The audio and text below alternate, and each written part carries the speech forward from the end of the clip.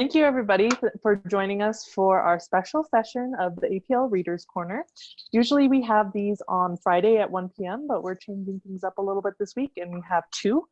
So still join us this Friday, but today we're doing a special session where we are discussing and sort of reviewing the Harry Potter and the Sorcerer's Stone by J.K. Rowling. The book is available on Hoopla and on Libby through the end of May, I believe, in ebook and e-audiobook format. So we definitely encourage you, whether you read it or listened to it before this session, or after you listen to us, then you're like, oh, I definitely want to read it. Definitely check it out. As long as you have a library card, you can access it on either Hoopla or on Libby. And then another really interesting thing that I wanted to bring up before we move on is that if you love Harry Potter, Daniel Radcliffe has a reading of chapter 1 of Harry Potter and the Sorcerer's Stone that is on wizardingworld.com and also on Spotify. So definitely check that out as well.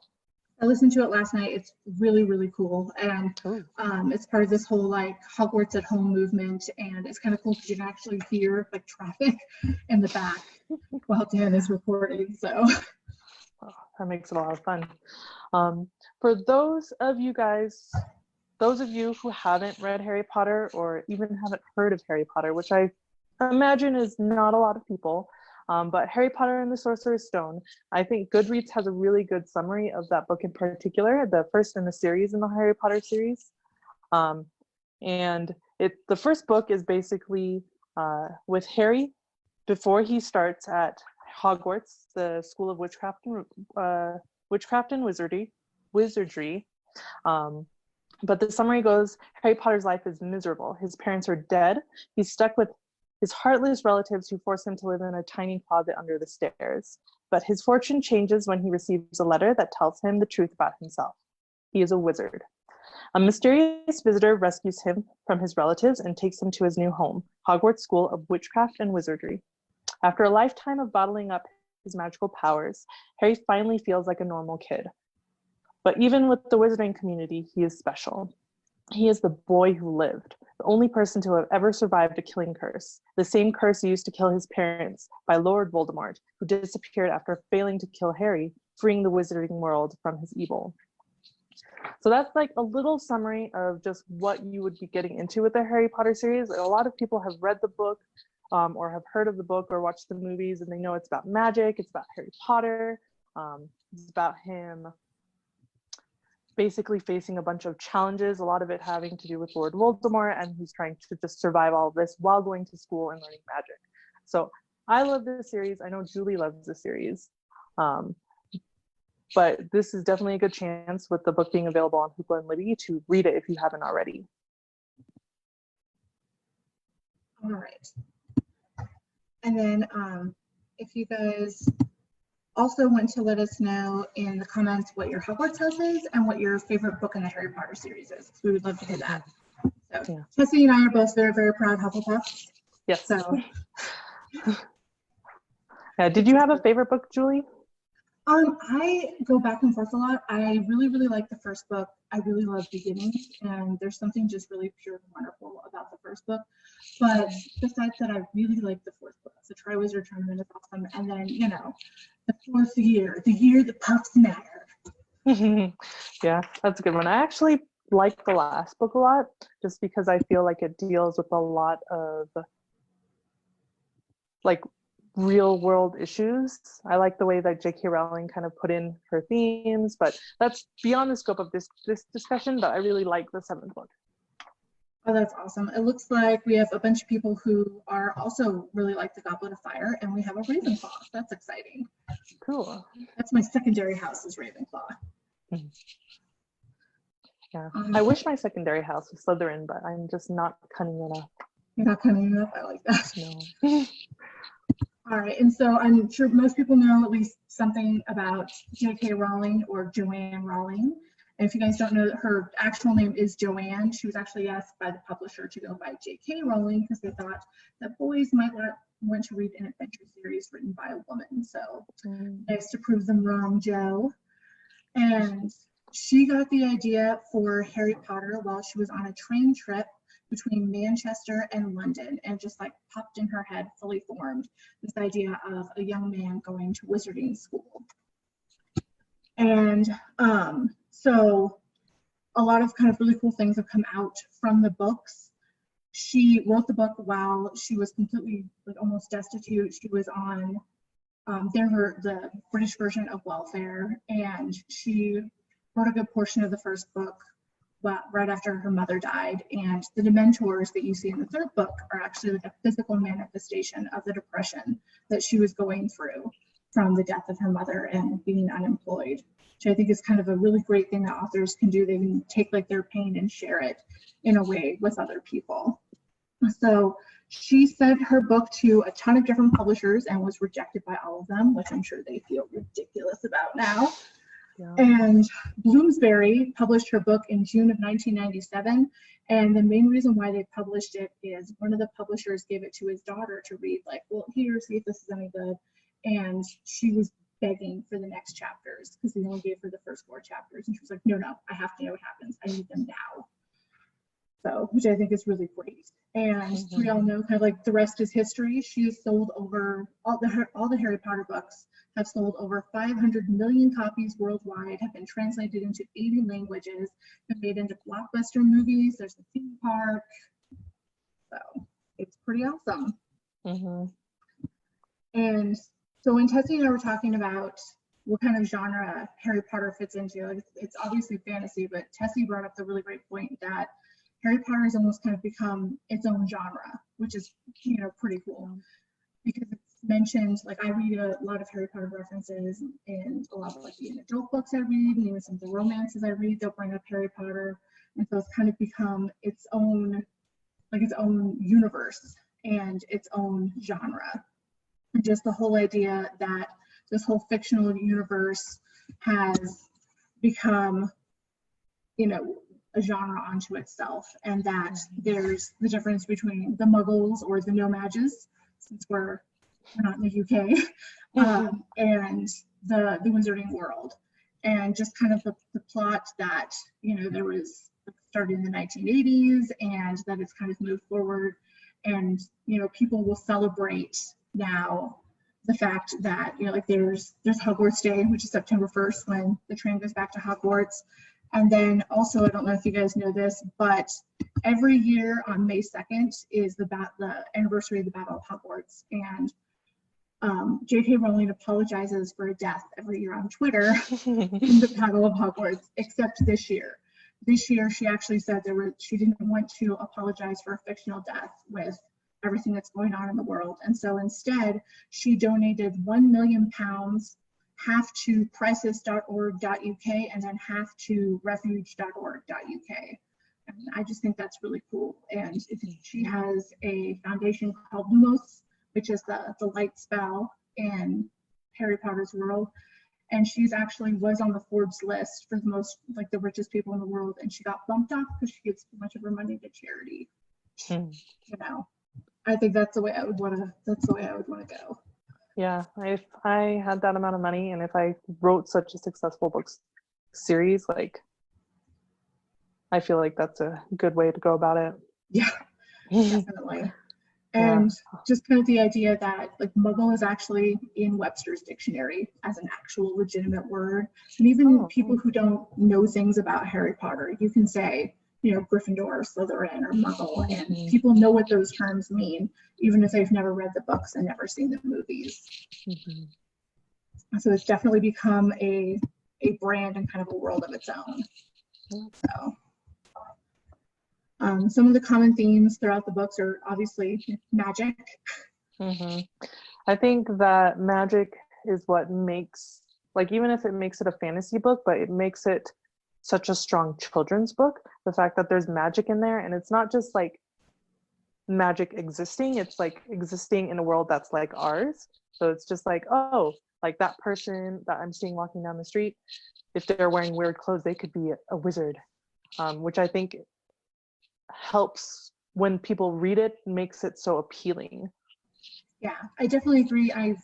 I like kind of those doorway fantasies where like the Mhm. normal world still exists, you know, things like the Wizard of Oz and Harry Potter and the Lion, the Witch, and the Wardrobe, where we have our completely normal world and it's like just outside the edges, just where you can't see, is this Yep. amazing world of magic that, Mhm. you know, you wish you could get your letter. Yeah.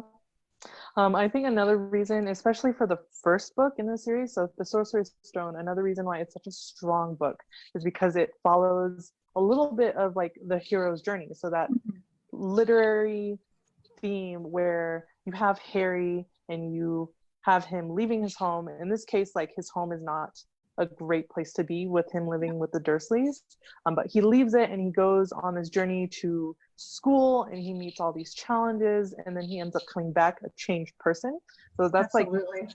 definitely a hero's journey, and it just makes for a really strong narrative that you can follow and then relate to a little bit.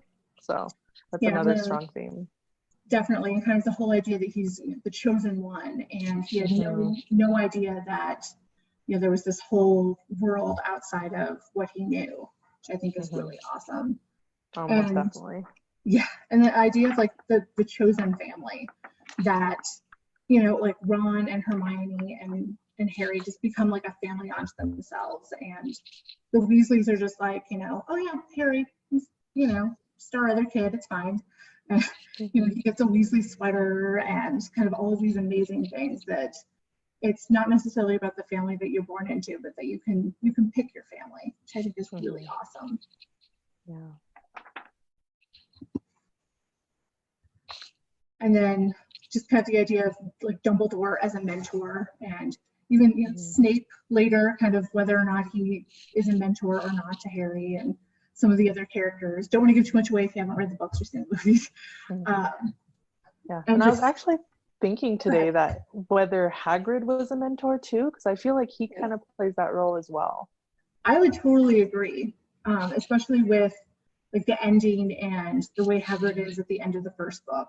And Mhm. I don't want to, again, don't give anything away, Mhm. but definitely, and you know, he goes and he really kind of takes Harry under his wing and treats Harry like, you know, almost like it's his kid. And Mhm. you know, in the first chapter, because I feel like it's okay, good things about the first chapter, that he cries when he has to leave Harry on the doorstep, like just, Yeah. oh, Hagrid. Yeah. But with all these strong themes in the book, it's no like it's not a surprise that being how popular this book is, that it's really highly rated. So Amazon gives it a 4.8, Goodreads gives it a 4.5, and then Hoopla gives it a 4.5 as well. So I think this series and the first book in particular is pretty universally loved. Definitely, I would totally Mm-hmm. agree.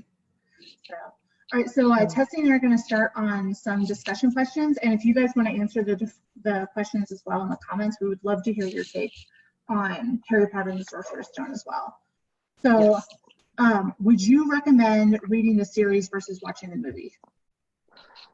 I would say do both.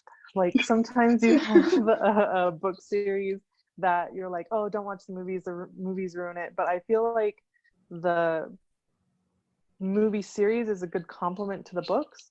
So Yeah, it's like sometimes like I'll watch the movie series and then I'll be like, oh, reminded of all the great things in Harry Potter, and then I'll read the books and I'll be like, oh, here are like some of the details that makes it even better. So I would say both. I would agree. My son just finished the series a couple of months ago, and so we've been watching the movies with him. And it's been kind of funny because he was like, "Oh, Mom, I see why the books are so much better. They left out this and left out this, and you know, why did they leave out this?" And it's like it's a 2-hour movie. They can only Yeah, do so much. what can you do? Yeah, so here's a comment, or here's a question basically for, because I know Julie and I have watched the movies and read the books multiple times, but in the comments, if you are reading Harry Potter, the Harry Potter series for the first time, please let us know. If you're rereading the series or even like rewatching the series, let us know as well. Right.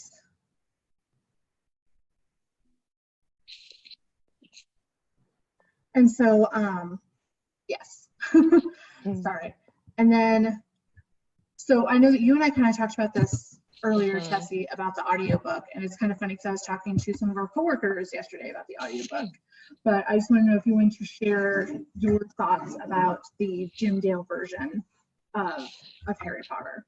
Yes, I definitely can. The Jim Dale audiobook for the Harry Potter series is, I hear a lot of people saying good things about it, and that's the version that we have on Hoopla and Libby. So if you agree with everybody else, you'll probably like it. Myself personally, I don't like it, but that's only because I really like Hermione as a character, and I feel like he like messed up her voice, and so every time she talks, I'm just like, no, that's not Hermione. But that's just my personal opinion. Overall, I think the audiobook is great, and a lot of people like it. It's just me in particular who doesn't. I own all 7 of the audiobooks on Audible. It was like the very first thing we purchased. And it's kind of like my go-to. Like if I'm having a bad day, I will throw on like the Sorcerer's Stone. I always have the Goblet of Fire downloaded to my phone because it's like that one where if I'm having a bad day or I just need something else to focus on, I can throw on the first book and the 4th book, and it's just like everything else just fades away and I can focus on that. I will totally agree with the Hermione voice though. His McGonagall, I love his Hagrid. He has a bunch of other voices that I really, really like, but yeah, Hermione could use some work. Yeah, that's okay. He can't be perfect. Yeah. But going off of that, I know I've already kind of said that I love Hermione, like she's one of my favorite characters in the book, but other than Harry Potter, like what is your favorite secondary character? I love Luna Lovegood. She is like my favorite ever. I named my dog after Luna Lovegood. Oh, nice. You don't meet her in the first book. You don't meet her until book 3 or 4. I'm trying to remember now.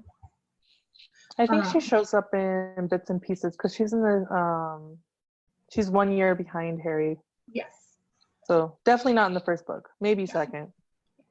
But I just love her sense of whimsy. I like the fact that people could be really, really mean to her, and she just like lets it go. She's like, yeah, whatever, Nurgles.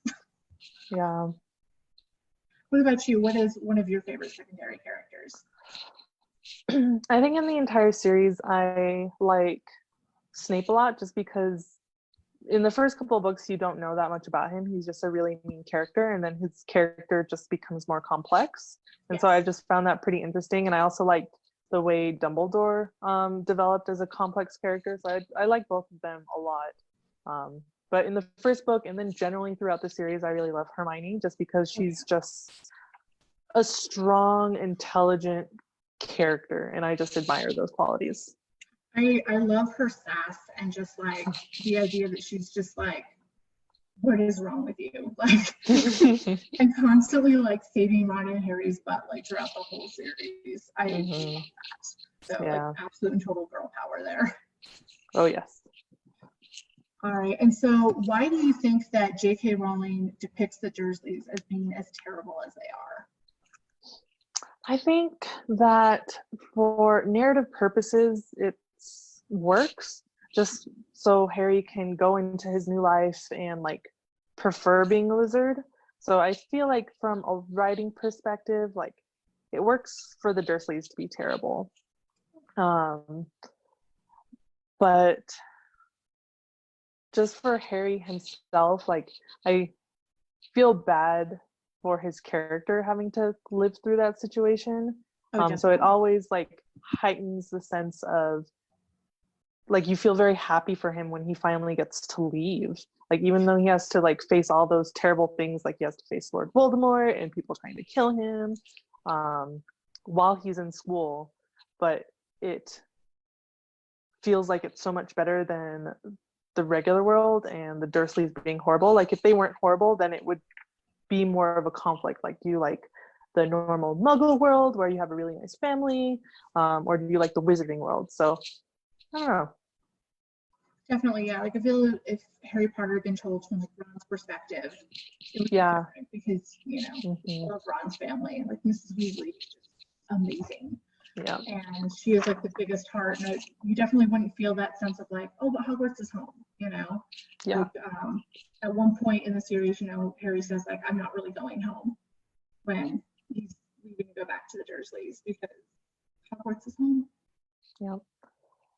That's an important part of the Harry Potter series, is that Hogwarts is home. Which brings us to our next question, which is what do you think are the advantages of Harry not knowing how special he is before he starts school? Are there good things? Are there bad things?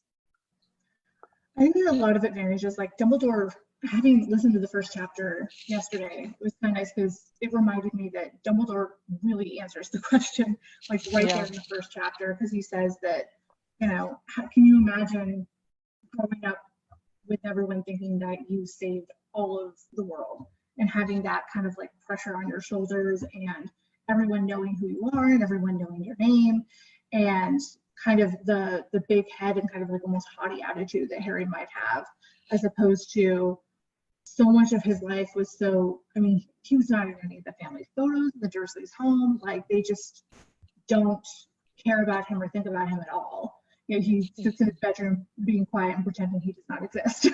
And I think that it kept him very humble, so that when he got to the Wizarding World and found out that everyone knew who he was and that he's important, he was just like, but no. And I think it was very important. What do you think, Tessie? I feel like this is debated a lot in Harry Potter circles, is Dumbledore's decision to do that.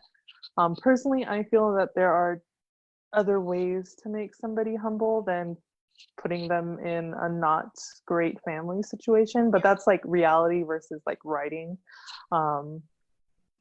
I think that shielding him from his fame was a good idea, just because, like you said, it'll go to his head. Like there's not a lot of good examples of, if you grow up everybody fawning over you and saying that you're famous and you can do no wrong and you save the world, like what that can do to a kid. But I also think that maybe if they had just found, like in the series, it explains why Dumbledore does what he does. But just from this perspective, I feel like it's both ways, I guess. So I agree with you. Yeah, no, I totally understand. Definitely. You have any nice comments? Let's see, hold on. So what were your first impressions of Hogwarts school, and what makes it seem special or different to you? Oh, I think I like Hogwarts so much because it's not that special and different. Like obviously there's magic, so that makes it special, that makes it different, that makes it like magical, because they're learning magic. In the same way, it's just like a school, so Harry has friends, he has enemies, like he's just trying to learn his lessons, because magic is hard, like it's not easy. And so I really like that it's normal in that way, but it's just with that added extra twist of magic. Yeah, I definitely agree. And kind of like what we were talking about, just like the idea that, Hogwarts is home and, that Muggles can't see it, and the idea that like something is like right there, just right there, but you just can't quite see it,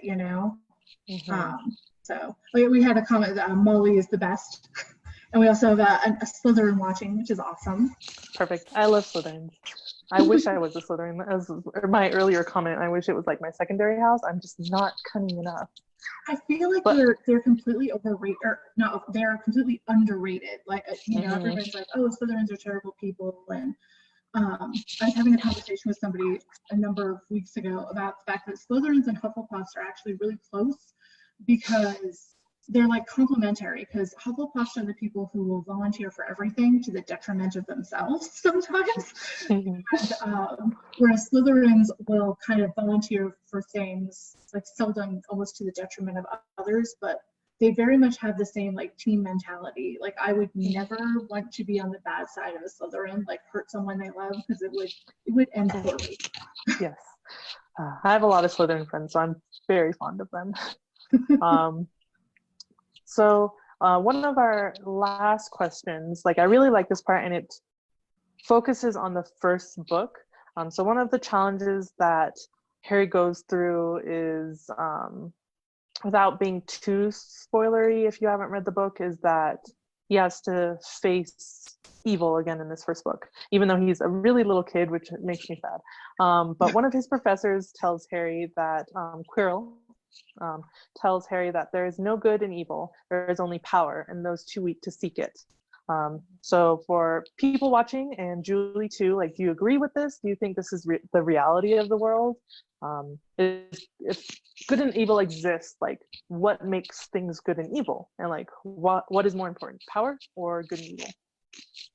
For me, it's definitely good and evil. I'm not definitely the person who wants to go in and grab power. Like, that's why I'm in the job I'm in, is about like doing good for others as a, you know, as a librarian, and being able to be there and give of myself to the community and do some good into the world, as opposed to wanting to be a politician or anything like that, where I would have power. And I might be able to make a bigger impact or do more good in the world if I had more power, but I definitely am not the power hungry person. I think that it's more about making good and bad decisions. What about you, Tessy?